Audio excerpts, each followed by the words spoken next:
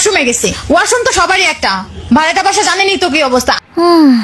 আমি ওয়াশরুমে গেছি, লকটা নষ্ট, আমি হাত দিয়ে এভাবে ধরে রাখছি, বিশ্বাস করেন এভাবে ধরে রাখছি আমি। সে এসে ঠাস করে দরজা ধাক্কা দিছে। তাহলে পুরোটা দরজা খুলে যাবে না? আমি তো একটা মেয়ে মানুষ, সে ছেলে মানুষ, কিভাবে ওখানে ঢুকলো? তাকে লজ্জা শরম না? সে কি একটা কাশন দিতে পারে? এভাবে করে কাশতে পারতো? তাহলে আপনি তার টয়লেটে গেছিলেন কেন? আমার খুব জোরে হাগা আইছিল।